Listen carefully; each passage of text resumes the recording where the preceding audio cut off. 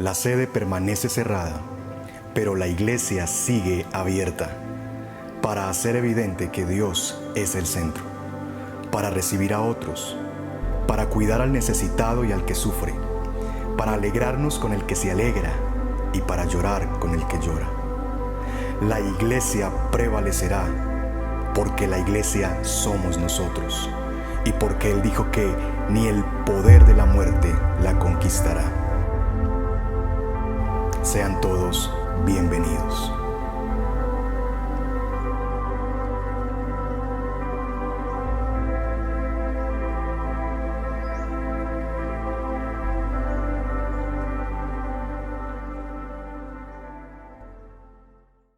Buenos días, familia Redil del Sur. Buenos días, amor, ¿cómo estás? Hola, esposo, feliz otra vez de estar aquí a través de sus hogares. Pues estamos en la comunidad sola, pero al menos es como un momento de refrigerio y de poder conectarnos con la comunidad. Claro, bueno, hoy estamos grabando desde la sede Redil del Sur, pero les extrañamos mucho.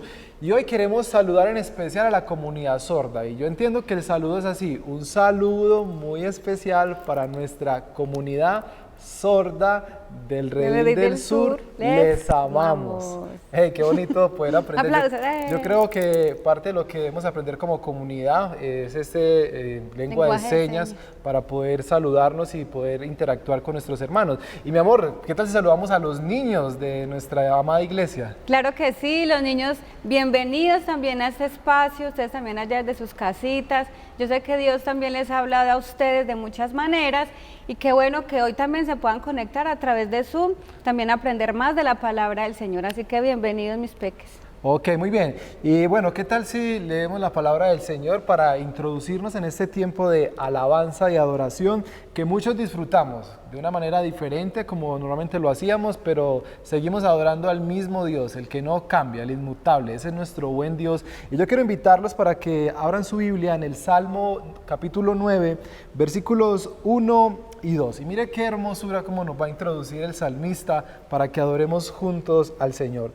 Quiero alabarte, Señor, con todo el corazón y contar tus maravillas, ¿cierto? El Señor ha hecho maravillas durante este tiempo en cada una de nuestras vidas y los testimonios muestran eso.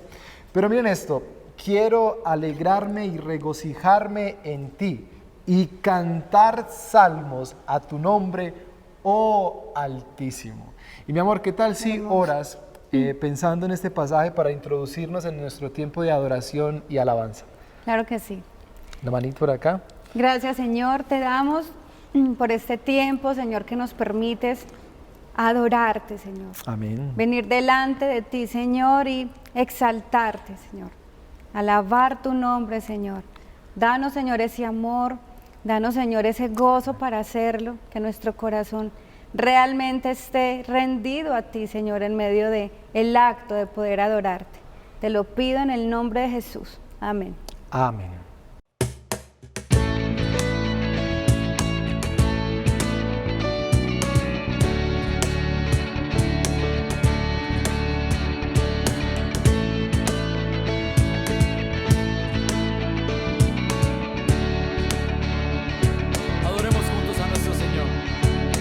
Viene con poder y todo reino.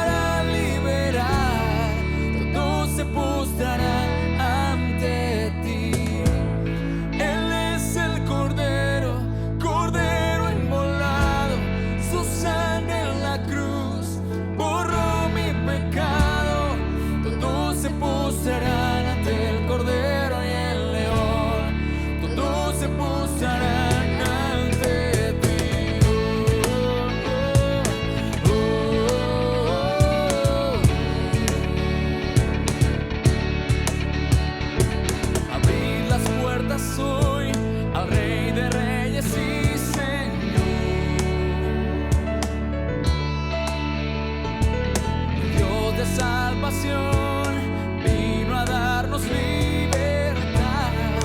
¿Quién como el Señor Dios fuerte? Y decimos, Él es el león, león de Judá. Él tiene el poder para liberar. Todos se postrarán ante ti.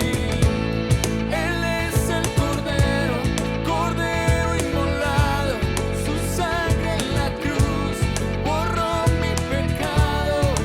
Todos se postrarán ante el Cordero y el León. Todos se postrarán ante ti. ¿Quién como el Señor Dios fuerte? ¿Quién como el Señor Dios fuerte? ¿Quién como el Señor Dios fuerte? ¿Quién como el Señor Dios fuerte? Levanta tus manos y dilo, vamos. ¿Quién como el Señor Dios fuerte? ¿Quién como el Señor? Una vez más, Dios fuerte. ¿Quién como el Señor Dios fuerte? ¿Quién como el Señor? Él es el león, león de Judá. Él tiene el poder para liberar. Todos se postrarán ante ti. Él es el Cordero, Cordero inmolado. Su sangre en la cruz borró mi pecado. Todos se postrarán ante el Cordero y el León. Todos se postrarán ante ti.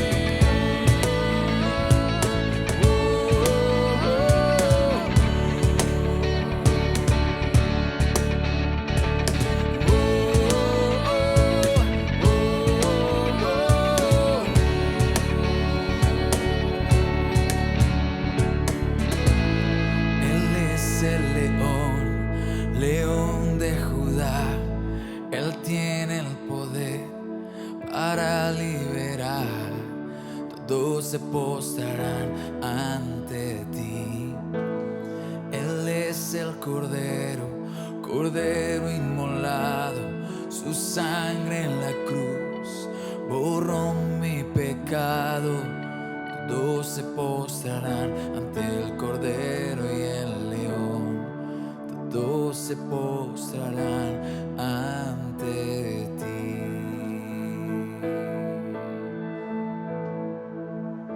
Amén, amén. Te adoramos, Señor, en esta mañana. Nuestro corazón está rendido delante de tu presencia.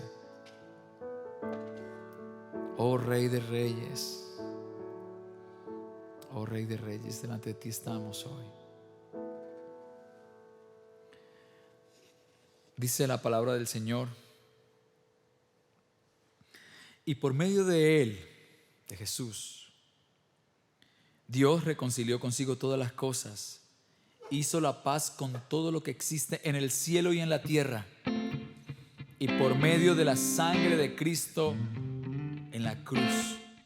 Y quiero con el siguiente pasaje animarte a que levantes tus manos al Señor y demos toda la adoración. Escucha esto.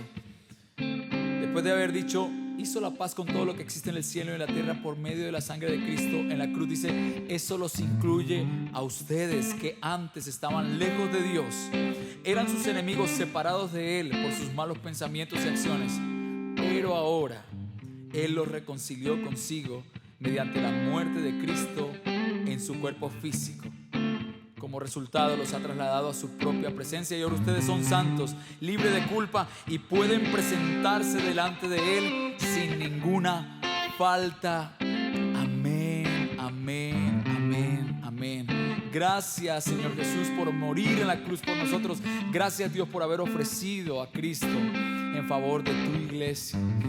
Te adoramos en esta mañana. Jesucristo, no me detendré de doblar mi rodilla y mi ser ante tu majestad. Cantemos juntos. Jesucristo, te confesaré, con mis labios declararé que tú eres Señor.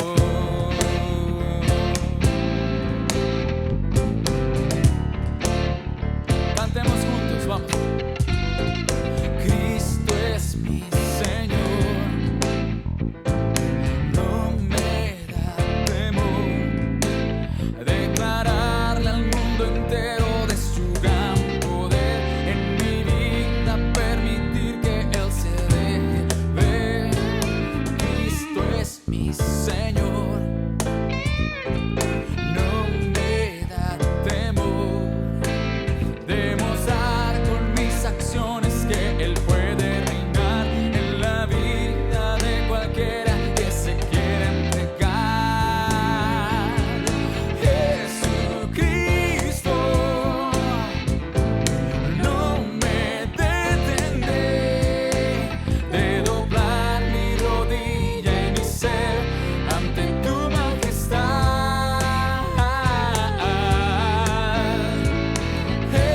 Jesucristo, te confesaré, con mis labios declararé que tú eres Señor. Así es. Digámoslo una vez más, vamos. Cristo es mi Señor, no me da temor declarar al mundo entero de su gran poder en mi vida, permitir que Él se deje ver. Cristo es mi Señor, no me da temor demostrar con mis acciones que Él puede reinar en la vida de cualquiera que se quiera entregar. Jesucristo, no me detendré de doblar mi rodilla y mi ser ante tu majestad.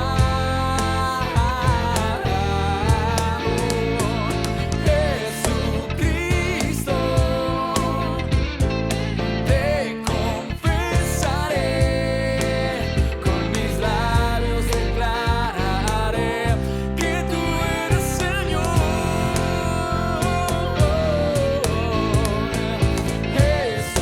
Jesucristo,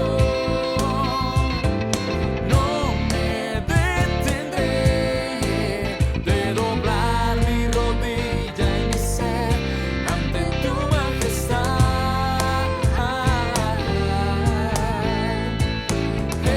Jesucristo, te confesaré, con mis labios declararé que tú eres Señor, que tú eres Señor, que tú eres Señor, que tú eres Señor, que tú eres Señor.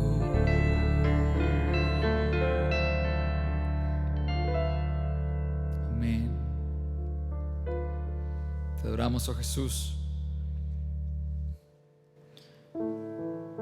Y es nuestro deseo, oh Dios, que la imagen de ese Cristo al cual adoramos sea cada vez más evidente en nosotros, sea cada vez más tallada en nuestros corazones.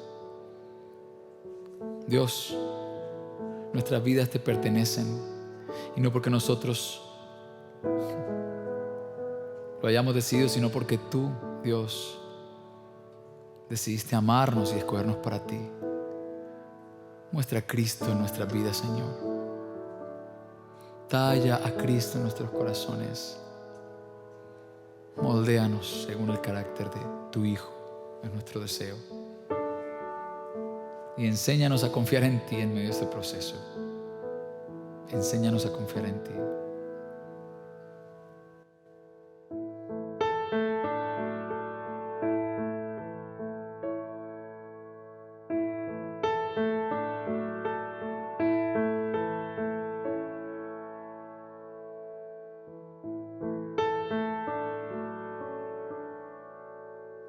Prepara, oh Dios, mi corazón para recibir. Rompe el duro suelo en mí, ayúdame a creer. Tu palabra siembra en mí, su fruto haz crecer, haz que pueda escuchar, guíame en tu verdad, muestra a Cristo, muestra a Cristo.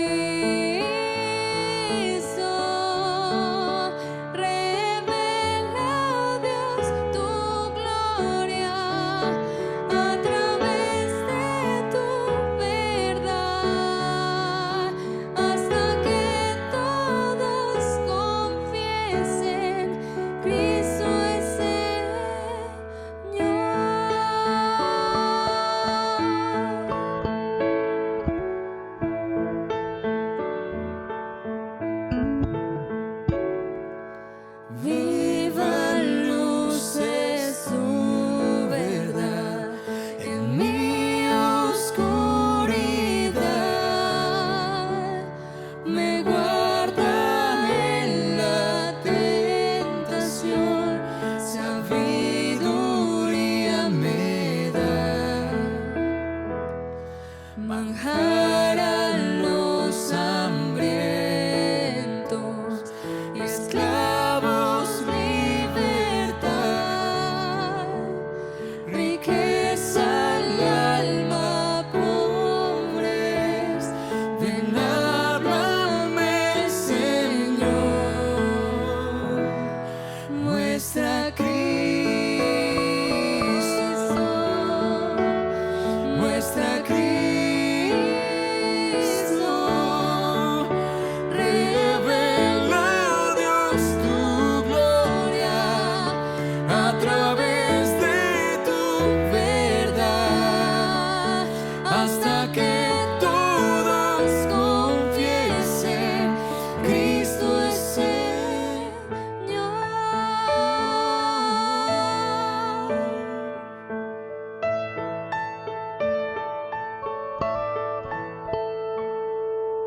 ¿Dónde más iré, Dios? ¿Dónde más iré? Tienes palabras de vida eterna. ¿Dónde más iré, Dios? ¿Dónde más iré? Tienes palabras de vida eterna. ¿Dónde más iré, Dios? ¿Dónde más iré? Tienes palabras de vida eterna. ¿Dónde más iré, Dios? ¿Dónde más iré?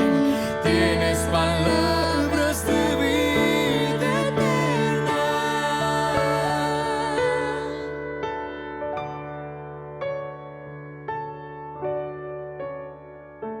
Muestra a Cristo, muestra a Cristo, muestra a Cristo, muestra a Cristo. Revela, Dios, tu gloria a través de tu verdad, hasta que todos confiesen, Cristo es Señor.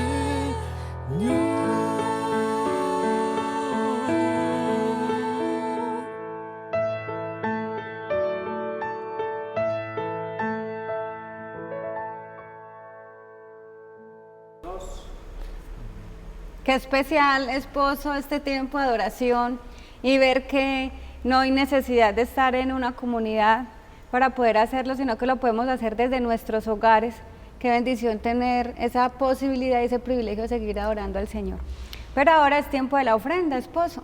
Muy bien, y tú estás en lo cierto. Yo creo que parte de lo que nos ha enseñado esta pandemia es que no tenemos que estar en un lugar como estos, en una sede, podemos adorar desde nuestras casas y obviamente esperamos regresar porque no hay nada más hermoso que reunirnos como iglesia, adorar juntos, escucharnos y bueno, eso es una cosa que yo extraño mucho, pero mientras eso sucede, seguimos adorando en casa. Así Y es. también sucede que podemos ofrendar y nosotros de verdad como equipo pastoral estamos muy agradecidos con la generosidad de la iglesia. Estamos agradecidos con Dios porque seguimos ayudando, sobre todo en este tiempo que se ha disparado más el tema del COVID-19, hermanos que han estado enfermos, personas que han perdido ya su empleo por temas de enfermedad, tener que estar en casa, pero a través de las ofrendas nosotros podemos seguir ayudando, siendo iglesia, siendo los brazos de Jesús para ayudar a muchas personas que lo necesitan. Y con eso en mente yo quisiera invitarles para que oremos, para que podamos ofrendar esta mañana con alegría y gozo como lo leíamos la última vez. Así que, esposa, oremos para que el Señor nos bendiga y bendiga a las familias que están allí viéndonos a través de estas pantallas. Padre, nosotros con mucha alegría queremos ofrendar y sabemos, Dios, que los recursos que tenemos es para la gloria de tu nombre y buscamos tu gloria, Señor, cuando ayudamos al necesitado.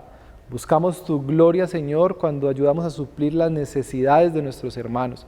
Buscamos tu gloria, Señor, cuando seguimos apoyando a los misioneros, a los pastores, a los líderes, para seguir siendo iglesia, Padre. Así que yo te agradezco por nuestros hermanos que ofrendan con gozo y alegría y danos la sabiduría para administrar estos recursos y buscar ante todo la gloria de tu nombre. En Cristo Jesús. Amén, y amén. Y amén. Esposo, y ayer fue la conferencia de hombres y nosotros queremos que nos cuentes cómo le fue, qué tal, cuántos hombres, el conferencista, de verdad muchas mujeres estamos ansiosas por ese tiempo. Cuéntanos. Bueno, gracias a Dios tuvimos un buen tiempo de hombres y estuvimos aprendiendo mucho sobre la palabra de Dios, desafíos. Yo creo que los hombres nos fuimos muy retados. Al escuchar al pastor Eduardo Saladín, que de antemano muchas gracias por ese tiempo tan maravilloso que pasamos el día de ayer y fuimos retados como hombres. Yo creo que en la actualidad hay muchos desafíos para nosotros, la crianza de los hijos, el tema de las tentaciones, pero Dios una vez más vino al rescate de nosotros como hombres, nos mostró la hermosura de Cristo y el Evangelio y nos animó para seguir perseverando en esta hermosa carrera y rol de ser hombres. Así que damos gracias a Dios por este tiempo. Y amor, bueno, yo sé que hay una conferencia para mujeres. Cuéntame un poquito sobre eso. Claro que sí, mujeres, todavía hay cupos para que se inscriban a la conferencia llamada Temores del Ministerio a sus pies. Así que por favor, inscríbanse pronto, que también será una gran oportunidad y una bendición para nosotras. Ok, ¿y qué tal si les dejamos ver el video introductorio para que se animen? Así que les Claro dejamos que con sí. este video para que veas la conferencia a sus pies. Miedos. Vive tu vida libre de temores. Ustedes no han recibido un espíritu que los esclavice al miedo. Conferencia virtual para mujeres a sus pies 2020. Sábado 5 de septiembre de 8 a.m. a 5 p.m. Para participar, suscríbete a nuestro canal de YouTube A Sus Pies Mujeres y activa las notificaciones para mantenerte informada sobre nuestra conferencia. Ingresa a la página www.asuspiesmujeres.com. Muy bien, entonces, esposo, no solamente los hombres han tenido su espacio, las mujeres tenemos el propio, sino que también mañana, 24, tenemos algo también que va a empezar por el Ministerio Encarga. Cuéntanos qué es. Claro, Encarga, para los que no saben, es la fundación que tenemos acá en la iglesia Redil del Sur, y dentro de los bracitos, por decirlo de algún modo, que tiene Encarga, tenemos el Instituto Bíblico. Y miren pues esto, algunos a veces se preguntan, hombre, ¿qué puede uno aprender de los evangelios, de Marcos, Lucas, Juan, Mateo? ¿Qué aprende uno ahí? Y nosotros necesitamos aprender muchas cosas de los evangelios. Mucho. Es por eso que queremos invitarles para que se inscriban al curso Los Evangelios. Y miren esto nomás como a modo de introducción. Dice, en este curso desarrollaremos los distintos enfoques de cada uno de los evangelios. Entonces, de entrada ya uno se tiene que preguntar, ¿qué enfoque tienen los evangelios? ¿Qué enfoque tiene cada uno de los evangelios? ¿Quiere saberlo? Inscríbase en el curso. Y miren esto. Vamos a aprender el propósito de los autores, vamos a aprender acerca de la teología de los evangelios, pero sobre todo vamos a ver la relevancia de los evangelios en nuestras vidas y sobre todo en estos tiempos de pandemia. Así que les animamos, escríbanos a este número y ahí podemos darle mayor información. Comenzamos mañana, 7 de la noche, costo 80,000 pesos, pero no olviden, nosotros no queremos que el dinero sea un impedimento, puedes tener un plan de pagos, podemos incluso, me voy a arriesgar a decir una cosa, darte una beca para que puedas estudiar, pero les animamos para que usted pueda capacitarse. Y ojo, mi amor, porque no solamente estamos hablando del Instituto Encarga, nosotros también teníamos este año una conferencia, que era la conferencia de Consejería Bíblica. ¿Cómo te ha parecido las conferencias de Consejería Bíblica en las que has participado, amor? No, han sido de gran bendición y un reto, porque de verdad guiar a otros en consejería bíblica no es algo tan sencillo, es algo que uno se tiene que preparar de antemano y ver que la Biblia es suficiente, Amén, aún para dar consejo, para dar consuelo, y han sido de gran bendición y ayuda para la comunidad. Muy bien, entonces pensando en eso, nuestra conferencia de Consejería Bíblica 2020 va a ser de manera virtual, así que quiero dejarte con este video que te va a dar mayor información. Ojo, mucha atención, este video es súper importante.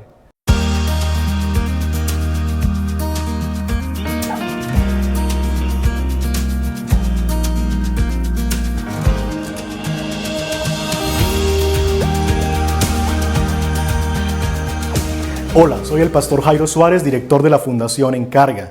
Este video tiene como objetivo anunciarles oficialmente que nuestra certificación en Consejería Bíblica en el módulo 1 se llevará a cabo ahora a través de medios virtuales. Lo vamos a hacer en línea. Sé que la mayoría de ustedes ya ha sido informado de esto a través de llamada telefónica, pero este video es con el fin de hacerlo oficial. La certificación en Consejería Bíblica se llevará a cabo en línea del 18 al 20 de septiembre y del 25 al 27 de septiembre. Me explico. La idea es que vamos a dividir la conferencia en 2 fines de semana, viernes a domingo 18 al 20 de septiembre, para ver las primeras sesiones, la mitad de las sesiones, y luego siguiente fin de semana que es 25 al 27 de septiembre, viernes a domingo, las últimas sesiones, la segunda parte de las sesiones o de la certificación de la conferencia. ¿Qué queremos con esto? Queremos que podamos dividirlo para que no sea tan pesado el poder sentarnos y verlo, y que usted pueda tener la libertad en cualquier momento entre viernes y domingo de ver las 7, 8 sesiones que habrán por cada fin de semana. Así que ustedes van a estar recibiendo a través de correo electrónico un formato que ustedes tienen que diligenciar y poder decir que aceptas que la conferencia sea ofrecida de esta manera. Agradecemos su comprensión. Como equipo hemos pensado en cómo podemos, en un sentido, seguir adelante y no permitir que la pandemia nos paralice, sino seguir adelante con los planes y propósitos de Dios, y más en esta época donde tanta necesidad hay de consejeros bíblicos que puedan acompañar al pueblo de Dios y a los no creyentes aún a hallar una verdadera esperanza en el Evangelio. Así que ahora más que nunca requerimos capacitarnos y requerimos crecer en esta área donde podamos seguir acompañando a la iglesia. Así que muchas gracias por su atención, por su comprensión. Haremos llegar todos los materiales a sus ciudades de destino para que usted pueda tenerlos también, los materiales escritos, los libros de regalo. Vamos a adicionar un libro más, por lo que usted va a recibir 4 libros de regalo de vuelta, y que podamos seguir participando de esta conferencia. Más adelante daremos más información respecto al tipo de plataforma que vamos a usar y el mecanismo en que vamos a participar juntos de este tiempo de certificación, del seminario en certificación en Consejería Bíblica. Que el Señor les bendiga y esperamos vernos ahí en septiembre a través de medios virtuales. Bendiciones.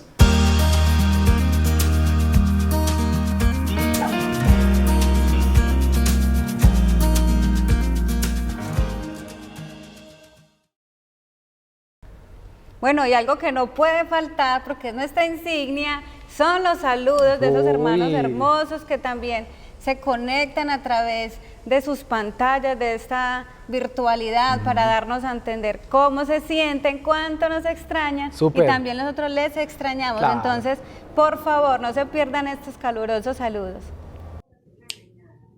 ¡Hola, iglesia! ¿Qué les parece? Sí. Yo creo que esta cuarentena en verdad se va a acabar. Porque gracias a Dios, en este instante, en este momento, en esta sagrada iglesia, extraño mucho estar en el Redil Kicks. Y extraño mucho, pues, estar por allá cantando con ustedes, etcétera. Pero aún somos iglesia, como dice la canción. Una canción. Y esa canción es muy bonita. Porque en verdad nosotros somos iglesia y somos reino de Dios. ¡Adiós! Hola, familiares de la iglesia, soy Carolina y quería decirles que quiero que esta pandemia se acabe para poder ir a la iglesia y abrazarlos. Los extraño, iglesia. Entonces vamos a orar. Primero en español y después en inglés. Diosito, por favor, guárdanos, cuídanos, protégenos del mal y peligro. Te pido, Dios, porque queremos ser niños de la generación del amor. Amén. Entonces, después en inglés. Monas de monis compañías, mona para, ni a mí, ni a yo, ni el toque paz, ni el toque yo, sin ser amor, sin no sin yo, sin desde santuar, mis compañías, MQPT, con usted, amor tuyo, con tu paz. ¿Entiende? Bueno. Esto fue todo por hoy. Que tengan un día maravilloso. ¡Chao! Hola familia Redil del Sur. Desde Ibagué le enviamos un abrazo enorme. Somos la familia Suárez Quintero y queremos decirles que oramos por ustedes, que es una bendición grande el poder saludarles por este medio, invitarlos a seguir siendo esa iglesia que ama y adora al Señor, y anhelamos con todo nuestro corazón poder ir, saludarles y poder estar juntos alabando y glorificando el nombre de nuestro buen Dios. Dios les bendiga, Dios los guarde. Bendiciones. Qué bendición poder ver estos saludos, de verdad que yo te confieso, amor, yo cuando veo esos saludos me provoca como pegarme la pantalla y abrazarlos. Pero bueno, yo sé que llegará el momento donde nos vamos a poder abrazar y bueno, y si tú quieres también saludar y mandar ahí un videito, por favor, toma mi número o escríbenos a este número y mándanos un videito de 40 segundos para poderlo presentar aquí en nuestra celebración. Y bueno, mi amor, nosotros estamos en esta nueva serie llamada Guerra. ¿Cómo te pareció la primera predicación, la intimidación? Tremenda esa predicación porque realmente es una guerra continua.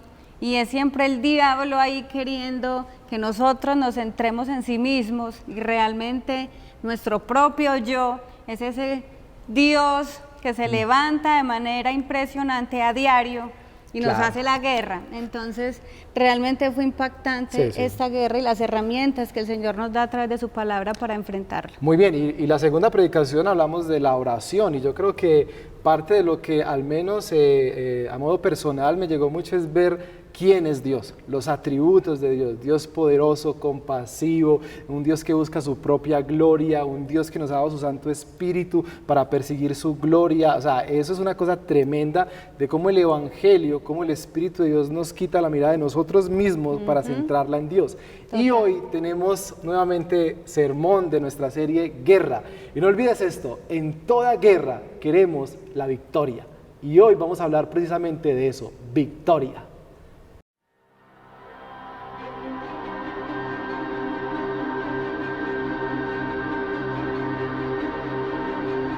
El supremo arte de la guerra es someter al enemigo sin luchar. Sun Tzu fue un general chino que vivió hace más de 2500 años. Su obra más importante se tituló El arte de la guerra. Este es un libro filosófico y estratégico sobre la guerra. El libro de Chu es considerado uno de los textos más importantes e influyentes de la historia. Se dice, por ejemplo, que sus ideas influenciaron a los japoneses en su resistencia samurái y a Napoleón, entre otros. La premisa principal del libro de Sun Tzu es esta: el supremo arte de la guerra es someter al enemigo sin luchar. Y creo que Satanás sigue las ideas de Sun Tzu, porque nos está ganando la guerra sin luchar. Creyentes adormecidos, sin vigilancia, sin recursos, habitando en campo enemigo. A mediados de marzo, las banderas de un enemigo invisible se ondeaban en nuestro país. Ha llegado el SARS-CoV-2. La pandemia fue un campanazo de alerta, una bomba en campo abierto que ha tenido dos efectos. Nos ha aturdido, desorientado, tomado por sorpresa, pero a la vez en la soberanía y bondad de Dios nos está despertando, agudizando nuestros sentidos, nos está haciendo ver que no estamos en Disney, ni podemos vivir vacaciones eternamente. Cosas están pasando, el mundo se sigue desmoronando, gente muriendo sin Cristo, fortalezas en las que habíamos construido nuestra seguridad han caído. La ciencia, los gobiernos y sus ejércitos derrotados por un minúsculo virus. La familia confinada, los planes desbaratados, los templos cerrados y la iglesia, el pueblo de Dios, la sal de la tierra, la luz del mundo. En esta serie estudiaremos un periodo de la historia del pueblo de Dios, los tiempos del rey Ezequías, tiempos turbulentos como estos, con amenaza de destrucción, fronteras cerradas, un enemigo que amenaza con destruir todo, un pueblo temeroso, líderes con incertidumbre y un Dios que sostiene a su pueblo. Bienvenidos a Guerra, el arte de vivir despierto.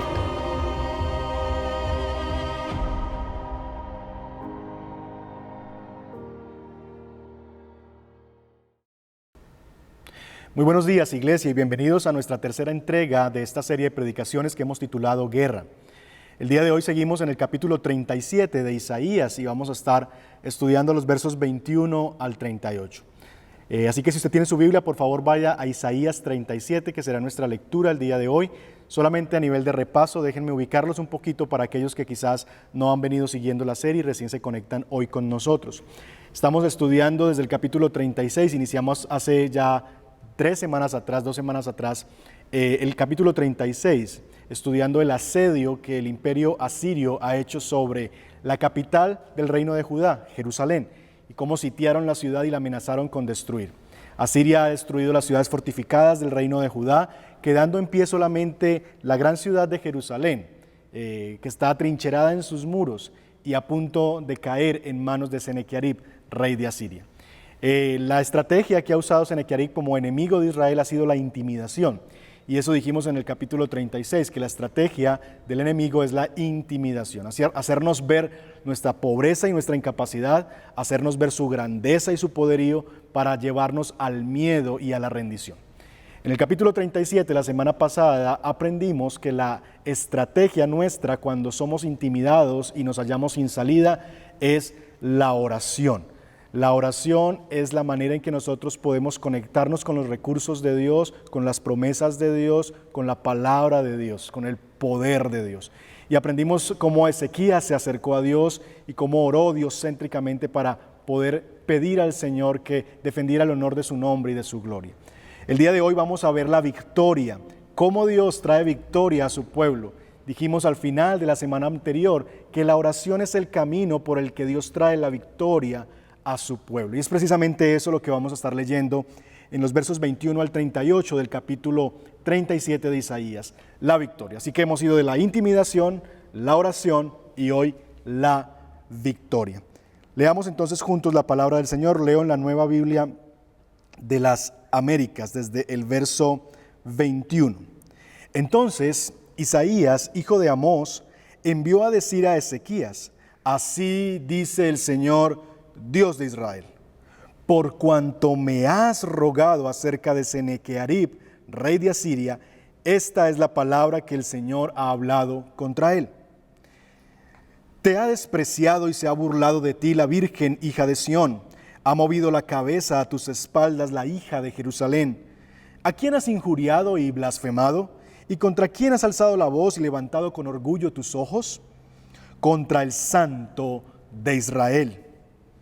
Por mano de tus siervos has injuriado al Señor y has dicho: con mis numerosos carros yo subí a las cumbres de los montes, a las partes más lejanas del Líbano, y corté sus altos cedros y sus mejores cipreses.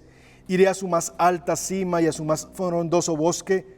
Yo cavé pozos y bebí aguas y sequé con la planta de mis pies todos los ríos de Egipto. ¿No has oído?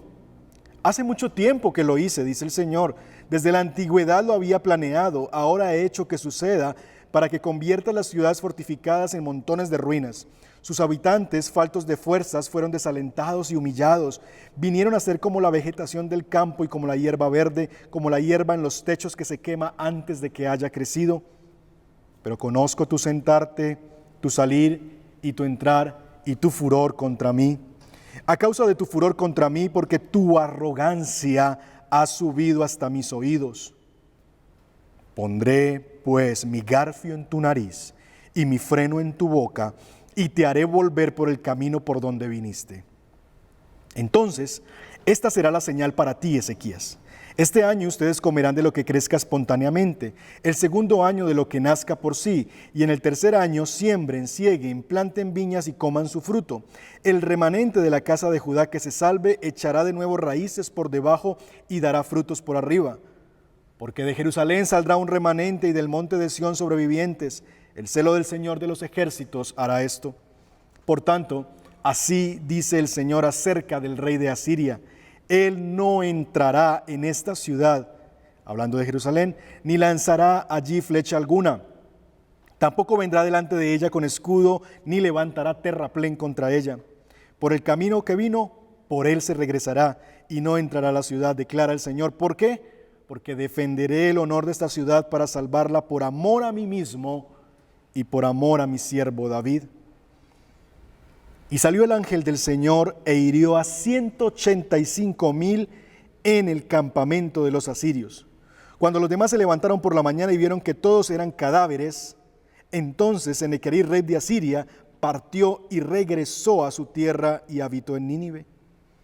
Y mientras él adoraba en la casa de su dios Nisroch, sus hijos Adramelech y Saresaer lo mataron a espada y huyeron a la tierra de Ararat, y su hijo Esar-Hadón reinó en su lugar. Esta es la palabra del Señor para nosotros.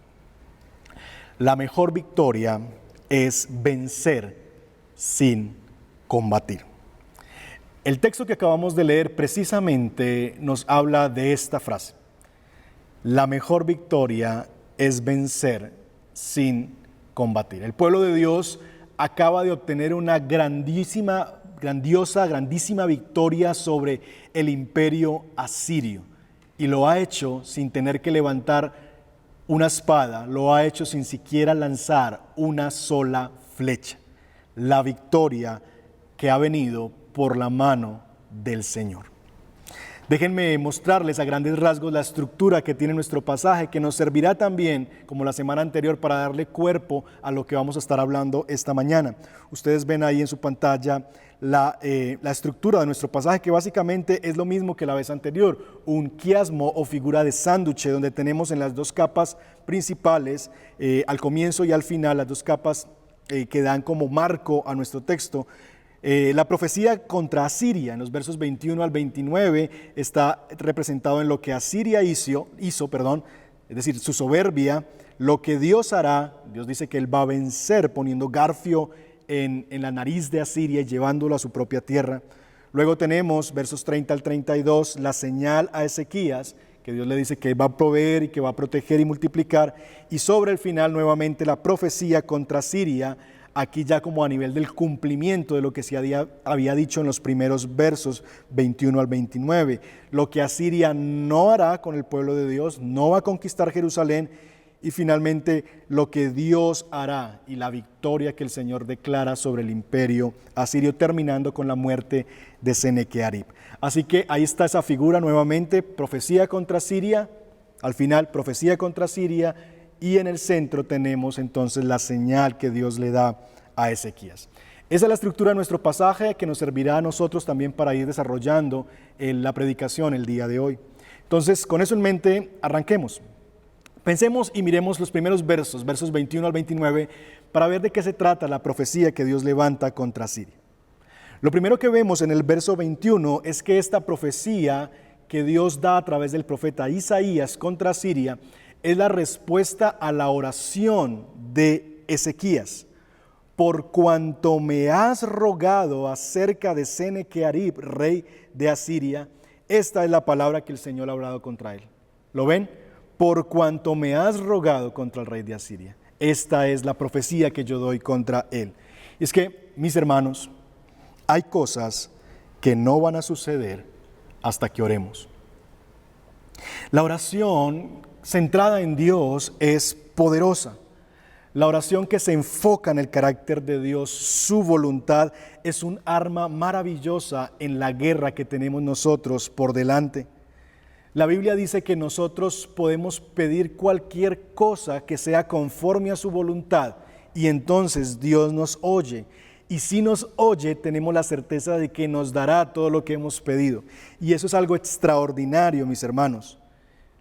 Lo que la Escritura nos está diciendo es que si nosotros oramos conforme a la voluntad de Dios, eso que oremos ocurrirá. Y mis hermanos, confirma esto que acabamos de decir. Hay cosas que no van a suceder hasta que oremos. Es en este pasaje, a causa de la oración de Ezequías, que Dios envía la palabra de juicio contra el rey de Asiria, Senequerib. Y la pregunta que podemos hacernos es, bueno, pastor, ¿y si Ezequías no hubiera orado, entonces Dios no hubiera librado a su pueblo? Porque lo que usted me está diciendo es que es por causa, o usted no, el texto bíblico, por causa de la oración de Ezequías es que Dios interviene. Entonces, si Ezequías no hubiese orado, Dios no hubiera intervenido en favor de su pueblo. Y mis hermanos, esa pregunta no cabe en este contexto, no viene al lugar. ¿Por qué? Porque realmente la posibilidad de que Ezequías no hubiese orado no es real. ¿Saben por qué? Porque Dios había dispuesto que Ezequías orara. Y aquí les pido que me sigan con mucha atención. Todo lo que sucede, sucede no por mi oración, sino por la voluntad predeterminada de Dios.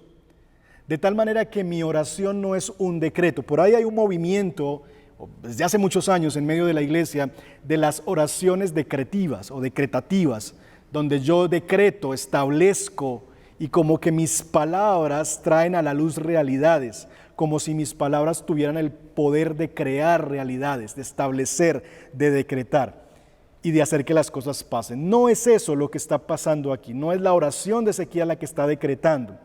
Mi oración no es decreto, es declaración.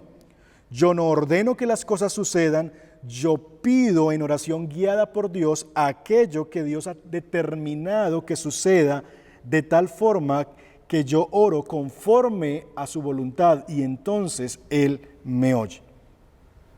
¿Dios hace lo que Él quiera? Sí. ¿Hay cosas que no pasan hasta que oremos? Sí. ¿Esa es una contradicción? No. Es una antinomía. En otras palabras, el Dios que es soberano para hacer lo que se le da el deseo, para hacer lo que quiera, ha determinado usar nuestras oraciones como los medios para manifestar su voluntad soberana. Dios, mis hermanos, ejerce su soberanía no solamente sobre los resultados, lo que va a pasar, sino también sobre los medios por los cuales Él hace que las cosas lleguen a ocurrir. En este caso es la oración. El mismo Dios que determina los resultados, la liberación del pueblo de Dios, Él ya lo había hecho así, vamos a leerlo más adelante. Él ya lo había destinado así, Él ya lo había profetizado previamente que eso iba a pasar. El Dios que hace lo que Él quiere y que es soberano sobre los resultados, también es soberano para determinar los medios que Él quiere usar, los instrumentos que Él quiere usar, los mecanismos que Él quiere usar para hacer que esas cosas sucedan. Y el mecanismo que regularmente usa Dios para hacer que las cosas sucedan es la oración. Dios guía al rey Ezequías a orar y usa la oración de Ezequías como el medio por el cual él lleva a cabo su voluntad soberana. Así que teniendo eso en mente como marco importantísimo de lo que significa la oración para nosotros, veamos entonces qué es lo que se dice en esos primeros versos acerca de Asiria. Porque el sentido de la profecía inicial en los versos 21 al 29 es una especie de reclamo de Dios hacia Asiria. ¿Qué es aquello que ha hecho Asiria? Bueno, Asiria se ha hecho soberbia como nación. Verso 23 nos dice, de quien te burlas, Jerusalén, ahora se va a burlar de ti. ¿Recuerdan que una de las cosas que ha hecho Asiria es burlarse del pueblo de Jerusalén escondido detrás de sus muros? Ahora Dios dice, ese que tú te burlabas, ahora se va a reír de ti. Y ahí empieza el juicio de Dios contra Asiria. ¿Y la razón cuál es? Porque Asiria te has metido conmigo, con el Santo de Israel. Dios en esta narración sale en defensa de su pueblo, porque Él es el Dios de la alianza. Yo soy el Santo de Israel. Lo que tenemos en estos primeros versículos entonces es una reprensión. Dios le recuerda a Asiria que en su soberbia ellos han olvidado que es Dios, el Dios de Israel, el Santo de Israel, quien los ha levantado como imperio para juicio de las demás naciones. Porque ha sido Dios el que levantó a Asiria. Sí, mis hermanos, Dios en ocasiones suele usar pueblos como Asiria para traer juicio a las naciones. Dios a veces suele usar a aquellos que nosotros pensaríamos que nada tienen que ver con Dios como instrumentos en sus manos para juicio de otros pueblos que han pecado contra Él y se han rebelado. ¿Es injusto? No, porque la realidad es que todas las naciones se habían olvidado de Dios y han pecado contra el Señor. Y el Señor en un momento en la historia levanta una nación llamada Siria para traer juicio a las naciones. Pero esa nación se ha olvidado que es Dios quien la levantó para ese trabajo. Miren cómo dice el verso 24 y 25. Y has dicho, para que vean ustedes aquí la soberbia de Asiria, porque de nuevo el reclamo de Dios es sobre la soberbia de Asiria. Y has dicho, con mis numerosos carros, yo subí a las cumbres de los montes, a las partes más lejanas del Líbano, y yo corté, dice Asiria, sus altos cedros y sus mejores cipreses. Iré a su más alta cima, a su frondoso bosque. Yo cavé, dice Asiria, y bebí, y sequé con la planta de mis pies todos los ríos de Egipto. ¿Captan? Aquí está todo centrado en Asiria. Yo hice esto con mis pies, yo subí, yo corté, yo cavé, yo sequé con la planta de mis pies. Aquí vemos a Asiria enaltecido y soberbio, creyendo que todo lo que habían hecho ha sido por su poder y su fuerza. Y en el verso 26 Dios le recuerda a Asiria, ¿no has oído? Como que, hey, ¿no has escuchado que hace mucho tiempo que lo hice, dice el Señor? Desde la antigüedad lo había planeado, ahora he hecho que suceda, dice Dios. ¿Para qué? Para que convierta las ciudades fortificadas en montones de ruina. ¿Qué es lo que está diciendo Dios? Es, Asiria, ¿no has escuchado que todo eso que tú has hecho es porque yo lo había determinado y decidí usarte a ti para hacer ese trabajo? ¿Qué ha hecho entonces a Asiria? Asiria se ha vuelto soberbio. Dios había llamado a Asiria en el capítulo 10 de Isaías la vara de mi ira. Mírelo conmigo ahí en su pantalla. Ay de Asiria, vara de mi ira y báculo en cuyas manos está mi indignación. Asiria se ha convertido en el báculo, en el instrumento de juicio por parte de Dios para las naciones. Contra una nación impía la envió. Eso hablaba de Israel, el reino del norte que Dios había juzgado por su abandono al Señor, enviando a Asiria a conquistarlos en el 722, como ya habíamos visto antes. Contra una nación impía la envío y contra el pueblo de mi furor la mandaré, para que capture botín y tome despojos y los pisotee como el lodo de las calles. Ahí está.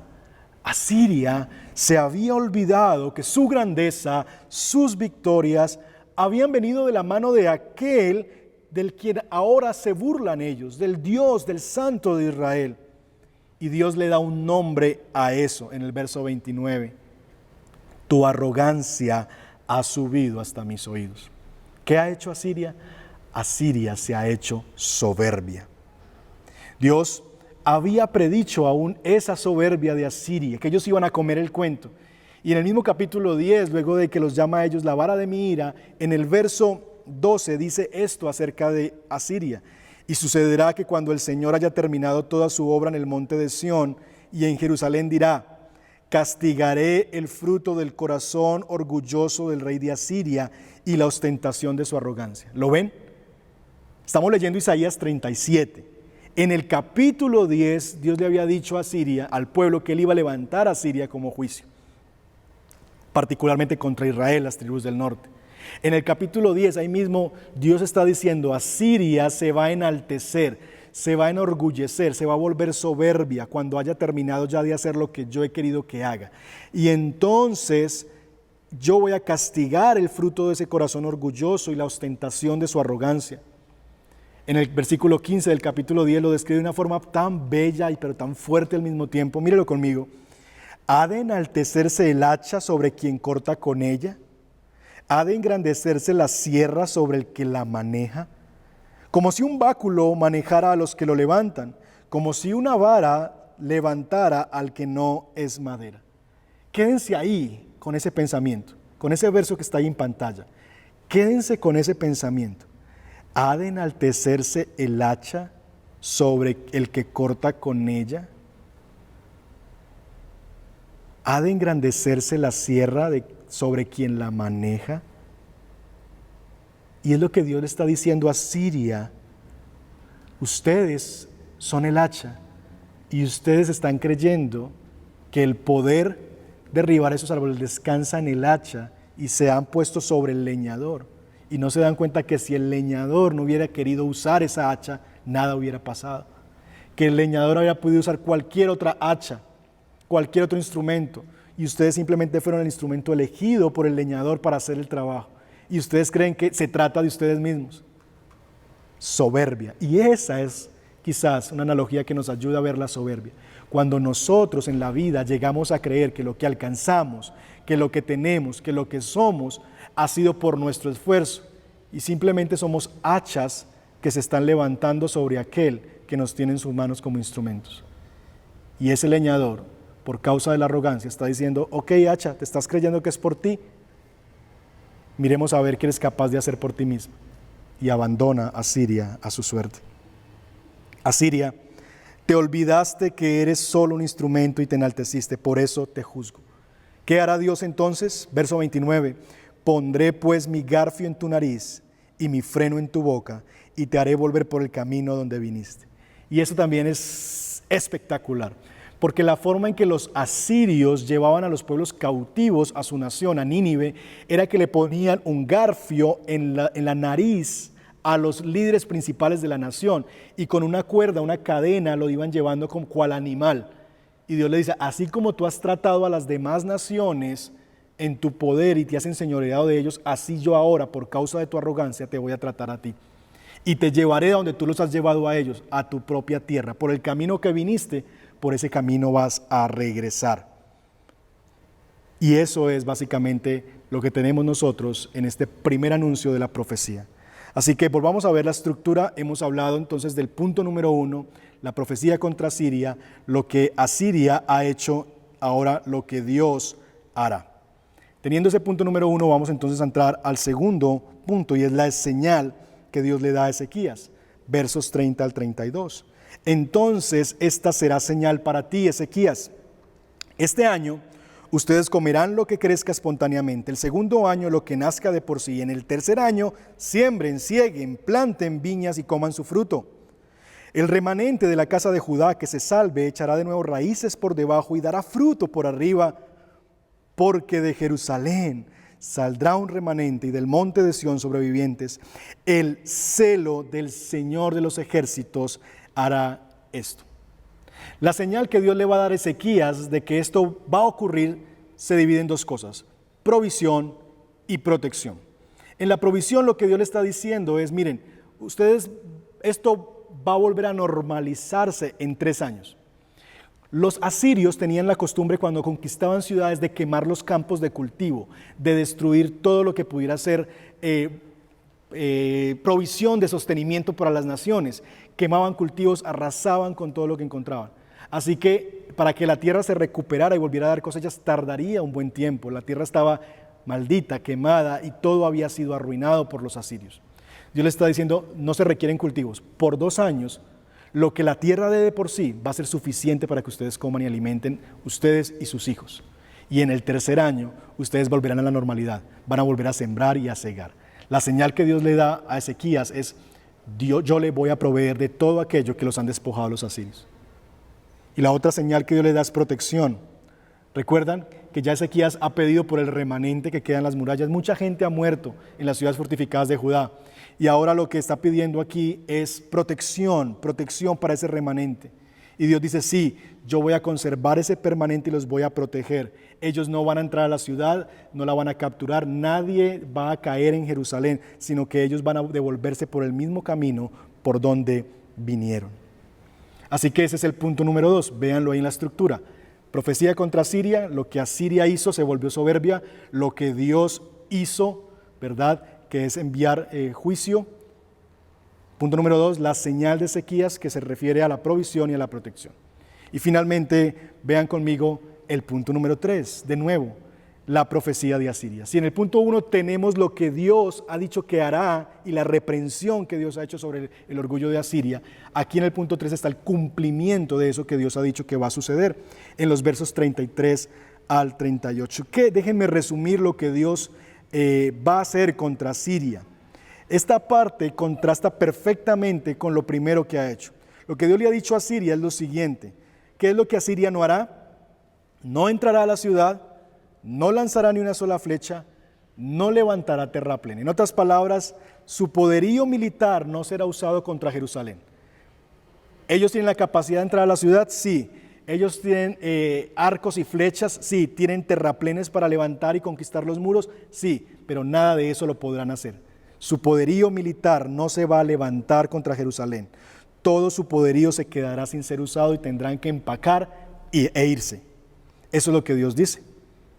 Esa es la profecía. No van a poder hacer lo que son capaces de hacer. Les voy a impedir que hagan eso. Dios le ha dicho, volverás a tu tierra por el camino que viniste. En otras palabras, no van a conquistar a mi pueblo. Vas a venir, pero no vas a poder hacer nada con Jerusalén. Te devolverás con las manos vacías hacia Asiria, hacia Nínive, tu capital. Eso es lo que Dios profetiza que le va a ocurrir a Ezequías. Pero hay más. ¿Qué hará Dios? Esto es lo que Asiria no hará. ¿Qué es lo que Dios hará? Versos 35 al 38. Porque defenderé esta ciudad para salvarla por amor a mí mismo y por amor a mi siervo David. Y salió el ángel del Señor e hirió a 185,000. Por favor, piensen eso. Dios dice que va a defender la ciudad por amor a él mismo y por amor a David, y el ángel del Señor salió esa misma noche e hirió a 185,000 soldados. Estaba pensando en un lugar donde pudiéramos ver esa cantidad de personas reunidas. Difícil en esta ciudad por lo menos. Ese es el tamaño más o menos de, casi un poquito más de 4 veces el Atanasio Girardot lleno. 4 Atanasios Girardot de personas que al día siguiente son cadáveres. 185,000 en el campamento de los asirios. Cuando los demás se levantaron por la mañana, vieron que todos eran cadáveres. Tú estás en un estadio del tamaño 4 veces del Atanasio Girardot, estás acostado ahí en una de las gradas y al otro día te levantas y ves 185,000 personas muertas. Entonces, Senequerib, rey de Asiria, partió y regresó a su tierra y habitó en Nínive. Mientras él adoraba en su casa, la casa de su dios Nisroch, a sus hijos Adramelech y Saresaer lo mataron a espada y huyeron a la tierra de Ararat, y su hijo Esarhadón reinó en su lugar. En la primera parte de la profecía, lo que leímos en los primeros versos 21 al 29, Dios dice que Él va a poner garfio, freno en la boca y los hará regresar. Aquí tenemos el cumplimiento de eso que Dios había dicho. Dios está haciendo regresar con el rabo entre las piernas, como diría el Chavo, a Asiria hacia Nínive. Y se cumple la profecía que Dios ha dado en favor de su pueblo. Dios ha defendido su ciudad, hiriendo a 185,000 soldados en una sola noche. Y Sennacherib tuvo que regresar a Nínive por el mismo camino por el que vino. Pero quiero llamar su atención en un detalle que no podemos pasar por alto. Y está ahí en su pantalla, verso 38. Y mientras él adoraba en la casa de su dios Nisroch, ¿dónde estaba Sennacherib? Adorando en Nínive en la casa de su dios. Sus hijos Adramelech y Sarasaer lo mataron a espada y huyeron a la tierra de Ararat. Este episodio, cuando nosotros leemos versículos 37 y 38, pensamos que eso pasó inmediatamente, como que al otro día Sennacherib se fue y al otro día como que eso ocurrió. Y en realidad lo que hay entre el verso 37 y el verso 38 son más o menos 20 años. 20 años han pasado y ahora entonces finalmente después este hombre fue asesinado mientras adoraba dioses falsos. Qué final tan dramático, mis hermanos. ¿Recuerdan? Y aquí el contraste y la paradoja. Ezequías, cuando Ezequías se veía sin salida, temeroso, lleno de miedo, ¿a dónde acudió?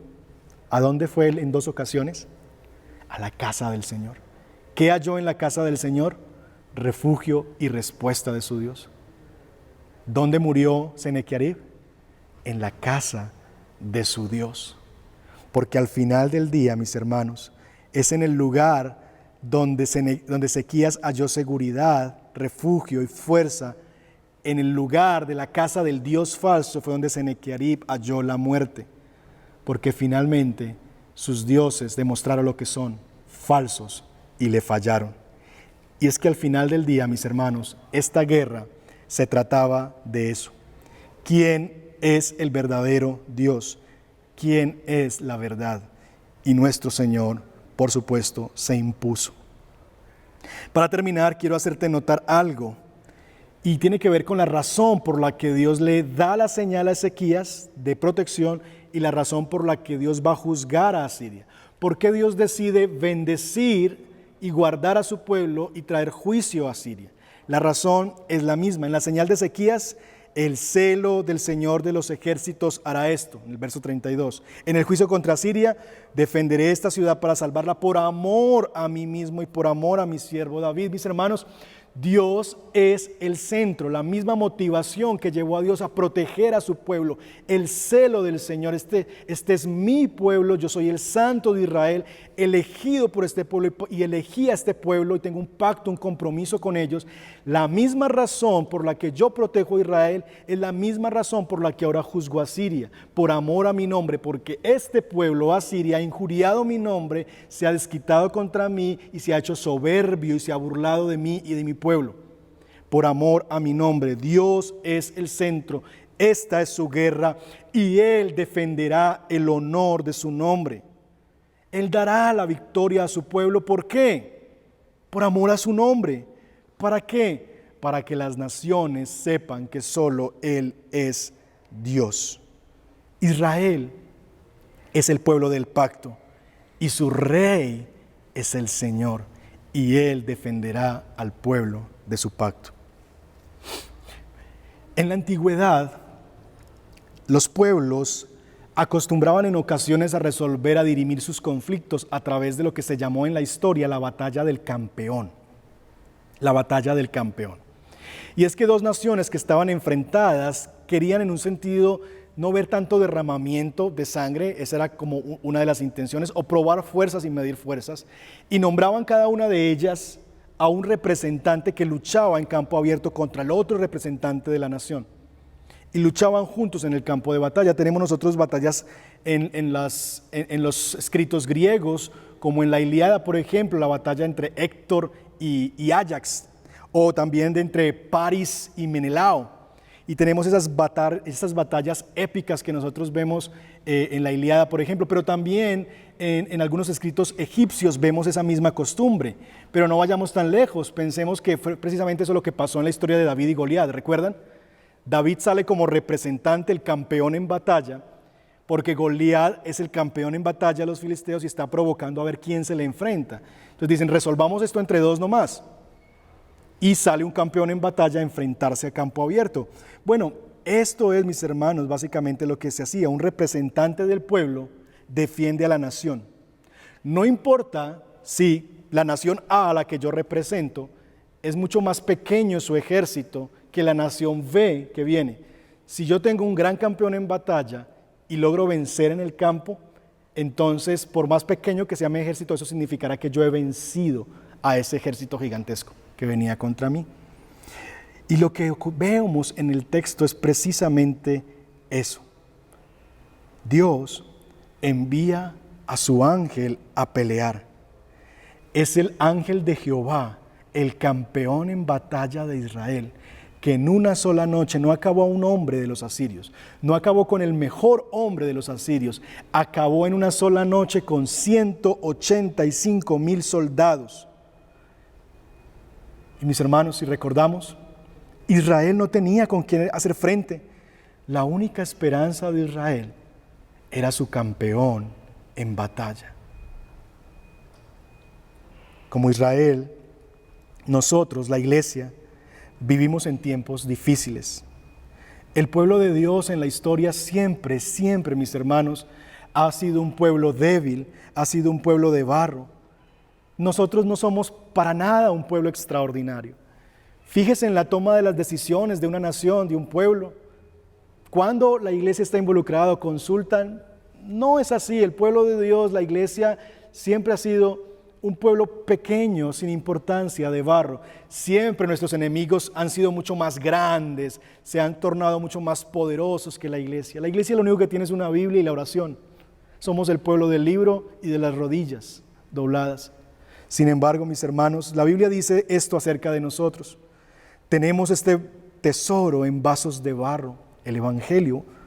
Dios ha dejado su mayor tesoro, la mayor riqueza que Él tiene, y lo ha depositado en gente en vasos de barro, que somos nosotros. ¿Para qué? Dios lo ha hecho así, para que la extraordinaria grandeza de su poder sea de Dios y no de nosotros. Porque, ¿cuál es el estado de nosotros? Que estamos afligidos en todo, pero no agobiados. Que estamos perplejos, pero no desesperados. Que estamos perseguidos, pero no abandonados. Que estamos derribados, pero no destruidos. Mis hermanos, este es el cuadro tuyo y mío en esta guerra. Somos como Israel, un pueblo temeroso detrás de los muros. No tenemos en nuestro haber algo con lo cual salir y enfrentar por nuestra propia mano al gran ejército, a los enemigos que tenemos por delante. Tenemos circunstancias en este tiempo que son desafiantes y que sobrepasan nuestra capacidad muchas veces. No somos fuertes, pero Dios decidió hacer pacto y comprometer su honor y su gloria con un pueblo de barro, con vasos de barro que es la iglesia, para hacer evidente que Él es el centro. Dios entró en pacto con gente vil y menospreciada por este mundo, porque a lo vil y a lo menospreciado ha escogido Dios para avergonzar a los sabios. Dios escogió en esa región a un pequeño pueblo que nunca realmente fue un gran imperio, Israel, Judá, Jerusalén, y estableció un pacto con ese pueblo de esclavos que salió de Egipto, con una nación para nada grandiosa, esclavos, y estableció un pacto con ellos, para que la excelencia de la gloria y del poder no fuera de ellos, sino que fuera evidente que es de Él. Mis hermanos, ¿para qué Dios lo hizo así? Para eso, para comunicarnos a nosotros que se trata de Él. Que nuestro enemigo, aunque sea más grande, aunque su ejército sea más numeroso, podamos recordar que nuestro poder en esta guerra no radica en nosotros, sino en nuestro campeón en batalla. No importa si yo soy débil, no importa si mi enemigo es fuerte o la circunstancia se ve insuperable. ¿Sabes qué importa? ¿Quién es tu Dios? ¿Quién es tu campeón en batalla? Hermanos, iglesia, tú y yo estamos en un mejor pacto que Israel. Jesús, el Hijo de Dios, vino a morir en la cruz del Calvario. Cuando la muerte se alzaba sus banderas de victoria sobre la humanidad y sobre el pueblo de Dios. Cuando la perdición y la condenación alzaban sus banderas de victoria y no había nadie que la enfrentara efectivamente. Fracasó Adán, fracasó Israel en el desierto, fracaso tras fracaso, fracaso tras fracaso. Las disciplinas de Dios duraban un poco y el pueblo se olvidaba de Dios y había fracaso tras fracaso. Y terminábamos tendidos en el campo de batalla hasta que un día Dios envió al segundo Adán, al campeón en batalla que nos dio la victoria, Jesucristo en la cruz del Calvario, conquistando el imperio de la muerte. Así que mis hermanos, no importa quién esté contra ti, si Dios está contigo, somos más que vencedores. Tú no vas a perecer por más fuerte que sea el enemigo que esté en tu contra, por más difícil que sea la circunstancia que esté por delante de ti. No vas a perecer, no vas a perder en esta batalla. ¿Por qué? Porque estamos en un mejor pacto. ¿Quieres verlo? Escucha por favor estas palabras. Y a los que predestinó, ¿quién? Dios. A estos, ¿quién? Nosotros. Llamó. Y a los que llamó, también los justificó. Y a los que justificó, también los glorificó. Dios, el centro en todo el proceso de nuestra redención, de nuestra salvación. Él que de antemano aseguró nuestra salvación, la ejecutó en Cristo Jesús. Y la pregunta que ahora se hace el apóstol Pablo es, ¿qué pues diremos ante esa realidad? Si Dios es por nosotros, ¿quién contra nosotros? El que no escatimó ni a su propio Hijo, sino que lo envió como el soldado, el campeón en batalla, lo entregó por todos nosotros, ¿cómo no nos dará también con Él todas las cosas? ¿Quién acusará a los escogidos de Dios? Dios es el que justifica. ¿Quién es el que condenará? Cristo es el que murió, más aún el que también resucitó, el que además está a la diestra de Dios, el que también intercede por nosotros. ¿Quién nos separará del amor de Cristo? ¿Tribulación, angustia, persecución o hambre, desnudez, peligro o espada, asedio, imperios, reinos, ejércitos? Como está escrito, por causa de ti somos muertos todo el tiempo, somos contados como ovejas de matadero. Y escúcheme bien, mi hermano, antes, en todas estas cosas, somos más que vencedores por medio de aquel que nos amó.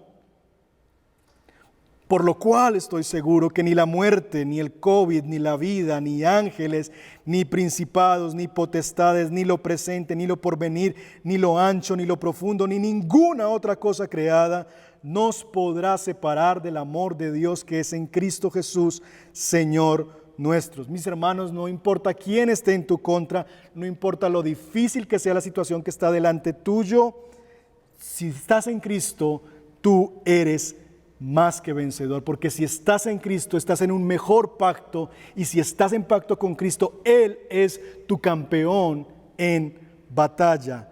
Él es el que venció al imperio de la muerte. En otras palabras, mis hermanos, si Dios está con nosotros, ¿quién contra nosotros? ¿Quién? ¿Qué puede salirse del control del Dios soberano que es capaz de usar a Siria y lo llamó la vara de su ira? ¿Acaso hay algún imperio, algún reino, algún virus, alguna crisis financiera que se salga del dominio de Dios? No, todo está bajo el dominio soberano de Dios. Y podemos confiar que somos su pueblo y Él está bajo nuestro cuidado y nada va a ocurrir debajo del sol que Dios no esté gobernando sobre ello y esté obrándolo para el bien de sus propósitos en su pueblo. La fortaleza de la iglesia no está en nosotros, está en Dios. Por lo que confía en Dios, no te mires a ti mismo de nuevo, no mires las circunstancias, mira a Dios. Si Dios no escatimó ni a su Hijo para darte victoria sobre el imperio más poderoso que era la muerte, ¿cómo no te dará todo lo que tú necesitas? Permítame resumir en 3 cosas lo que hemos dicho esta mañana y que sea como nuestra conclusión Primero, hemos dicho que Dios es soberano. Sin embargo, ora. Dios es soberano, pero ora. Es el mecanismo que Dios usa para actuar. ¿Dios hace lo que quiere? Sí. ¿Hay cosas que no van a suceder hasta que yo ore? Sí. ¿Eso es una contradicción? No, porque el mismo Dios que hace lo que quiere con los medios que Él va a usar para hacerlo. Y Dios ha dicho que es la oración de su pueblo el medio usual por el que Él va a hacer que las cosas pasen. Así que sí, mi hermano, si Dios va a hacer algo, va a movilizarnos a orar por ello, porque Dios lleva a cabo su voluntad a través de la oración de su pueblo. La oración es el camino por el cual Dios le da la victoria a su pueblo. 2, Dios es vencedor. Sin embargo, te corresponde a ti y a mí luchar en oración. ¿Dios vence? Sí, pero es mi llamado orar. Lucha en oración. Dios es vencedor, pero lucha en oración. Es tu llamado, es mi llamado. Debemos orar. Dios dice que oremos. Y ahí es donde nosotros damos la lucha. De rodillas damos la batalla. Y finalmente, Dios es bueno, pero no te dará todo lo que pidas. Y esa es tu bendición. Es una bendición enorme que Dios no nos dé todo lo que le pedimos. ¿Y sabe por qué Dios no nos da todo lo que pedimos? Porque Él es bueno. Pastor, pero ¿por qué? Si Dios fuera bueno, Él... ¿Sabes por qué? Porque Dios te protege de tu peor enemigo, tu corazón engañoso que pretende saber lo que es mejor. Gloria a Dios que Él me ha dicho no a tantas oraciones que yo he hecho. Gloria al Señor que Él me tiene en espera en tantas otras oraciones que yo he hecho. Porque yo puedo creer que mi Dios, que es bueno, no va a conceder a mis caprichos, así como un padre, buen padre, no va a conceder a los caprichos de su hijo, que cree que comerse una barra de chocolates apenas se levante es lo mejor que le puede dar, y es la muestra de amor más grande que su papá le puede dar. No, Dios es bueno, por lo que no me va a dar todo lo que yo quiero. Mis hermanos, Ezequías saldría milagrosamente de este asedio del imperio asirio. Pero inmediatamente después de esto, en el capítulo 38, Ezequías tendría que enfrentar su mayor batalla cuando su enemigo, el portador de las malas noticias, ya no es un mensajero, ya no es un comandante del ejército asirio. El mensajero que trae malas noticias es Dios. Y esa será su peor batalla. Porque Dios le dirá a Ezequías, pon tu casa en orden, porque morirás. ¿Qué hacer cuando es Dios que viene contra ti? Eso lo veremos en la siguiente entrega de nuestra serie de predicaciones. Permítame por ahora orar. Orar para afirmar la soberanía de Dios. Orar para afirmar la bondad de Dios. Orar para afirmar el poder de Dios. Padre, venimos delante de ti, Señor, esta mañana y te damos gracias. Gracias, Jesucristo, por ser nuestro campeón en batalla. Señor, a ti te ha complacido siempre en la historia de la Escritura. Has escogido lo vil y lo menospreciado. Qué especial había en Abraham, un hombre que adoraba a otros dioses, allá en Ur de los Caldeos, y de allí lo llamaste y lo sacaste. Un hombre que fue mentiroso, que fue cruel, y lo llamaste y a través de él fundaste una nación. Señor, ¿qué había en Moisés? Un hombre que se crió en la casa de los mismos egipcios, que asesinó a un hombre, que se escondió por 40 años y huyó prófugo de la justicia.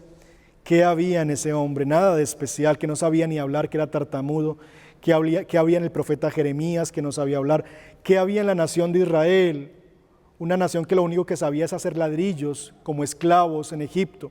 Nada especial había en tu pueblo, Señor. ¿Qué había en nosotros para ser estimados como dignos de un llamamiento tan alto como es la salvación en ti, el servicio a tu nombre y la gloria, y proteger el honor del Evangelio y ser esos vasos precisamente de barro que contienen el mayor tesoro que tú tienes, que es el Evangelio? Señor, no hay nada especial en nosotros. Como Pablo lo dice, estamos perplejos, estamos derribados, estamos angustiados, estamos en una condición deplorable, Señor. Sin embargo, en medio de la debilidad de tu pueblo, en medio de la pequeñez de tu pueblo, en medio de la vileza de tu pueblo, Señor, tú has decidido entrar en pacto con nosotros, para que la grandeza del poder sea tuya y no nuestra, para que nadie pueda jactarse como Asiria. Es que fue por mis armas, es por lo numeroso de mi ejército, es por la sabiduría de nuestros reyes, sino que si tú haces algo en favor de tu pueblo y si tú bendices a tu iglesia, Señor, sabremos, Señor, al mirarnos a nosotros mismos y considerar nuestro estado, si haces algo en nuestras familias, en nuestra empresa, en nuestros negocios, que no se trata de nosotros, que no es por el poder y la sabiduría y la inteligencia nuestra, sino que ha sido por la gracia infinita de Dios, que tuvo a bien elegirnos a nosotros para mostrar el poder de su gloria. Señor, gracias por escogernos y atraernos a un mejor pacto, sellado con la sangre de tu Hijo Jesucristo, quien es nuestro campeón en batalla, que se enfrentó al imperio de la muerte y la venció y resucitó al tercer día, está sentado a la diestra del Padre. Y si tú, Señor, estás con nosotros, ¿quién contra nosotros? Danos confianza como iglesia, que nuestro poder no descansa en nosotros mismos, nuestro poder no descansa, Señor, en nuestra capacidad, en nuestros métodos, nuestro poder descansa en el Dios que está de nuestra parte. Si Dios es con nosotros, ¿quién podrá en contra nuestra? Si Dios se ha comprometido en pacto eterno con nosotros, ¿quién nos va a separar de esa realidad? Tú peleas, tú luchas, tú eres el que vas al campo de batalla, tú fuiste el que derramaste sangre, tú fuiste el que sudaste sangre, Señor, de angustia. Tú eres el que te enfrentas al enemigo, nosotros no. Nuestra lucha, Señor, es en la oración. Porque aunque tú eres vencedor, tú nos has llamado a orar. Porque la oración es esa declaración de impotencia, de necesidad, que nos potencia y nos conecta con tus recursos, con tu poder, con tu gracia, con tu amor. Para salir, Señor, no al campo de batalla, para salir confiados en que es Dios y que la victoria es del Señor. Ayúdanos a ser la iglesia que ora, ayúdanos a ser el pueblo que depende de su Dios, ayúdanos a ser el pueblo que no se hace soberbio, que no se engrandece a sí mismo, ayúdanos a ser el pueblo, el hombre y la mujer de Dios, de oración, que acude allí a buscar el favor de Dios, la mano de Dios, el poder de Dios, el rostro de Dios, a que Dios honre su nombre, glorifique su nombre, proteja ese tesoro del Evangelio y engrandezca su nombre en la tierra. Queremos ser ese pueblo. Y gracias porque eres bueno, y porque eres bueno no nos das todo lo que pedimos, porque nos proteges de nuestro peor enemigo, que es nuestro propio corazón, que cree saber lo que es mejor. Gracias por los no que has dado en oración, Señor. Gracias por decirme tantas veces que no a mis oraciones. Gracias por ponerme a esperar en otras cosas que todavía no me has concedido. Gracias. Y gracias porque me has concedido muchas de las cosas que he pedido, porque las he pedido conforme a tu voluntad. Y si pido conforme a tu voluntad, tú me oyes. Y si me oyes, me das lo que yo te pida, Señor. Gracias por eso, Señor. Ayúdanos a descansar en ti y en tu poder y a hacer evidente que tú eres el centro. Y pedimos esto en el nombre de Jesús. Amén. Queremos invitarte a que nos acompañes en nuestro live de preguntas y respuestas. Estaremos a las 5 de la tarde en Facebook y YouTube para responder a tus interrogantes y profundizar juntos en la predicación. Te esperamos.